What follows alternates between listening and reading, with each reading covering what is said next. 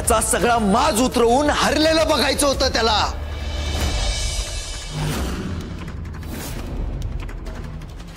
आणि मी ते स्वप्न पूर्ण केलं। मी शब्द दिला होता तिला।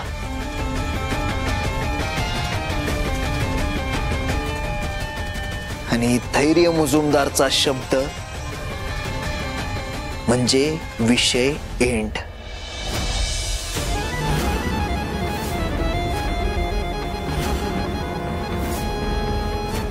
लई हिशोब बाकी आहे सावी, लई हिशोब।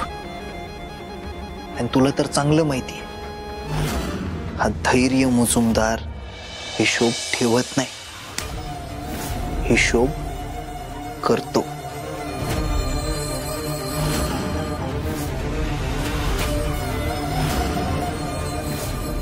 म्हणजे आपलं एकमेकांवरचं प्रेम, आपण घेतलेल्या शपथा,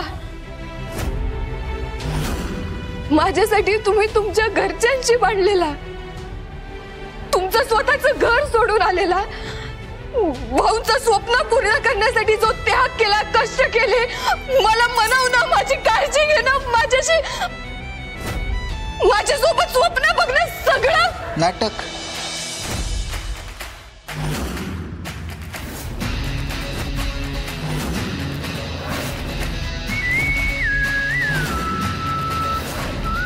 हे सगळं फक्त एक नाटक होतं।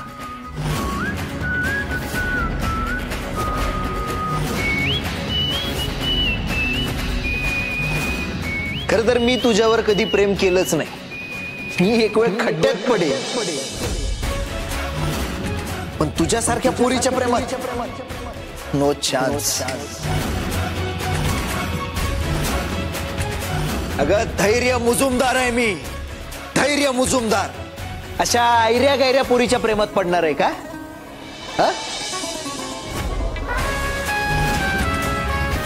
तू असा विचार तरी कसा केलास गे? पण मी जेवढा विचार केला होता ना, त्यापेक्षा जास्त मूर्ख आणि बावळट निघालीस तू।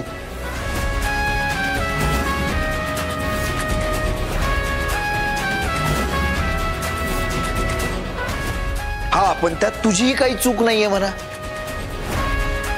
आई, अगं मी प्रेमाचं नाटकच एवढं भारी केलं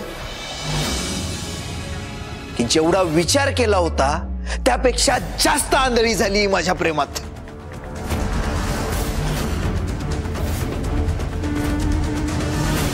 इतकी आंधळी झाली की तिचा तो म्हातारा तिला सांगत होता, समजावत होता की सावी तू चुकतीयेस, असं करू नकोस, तरी सुद्धा तिनं माझ्याशी लग्न केलं।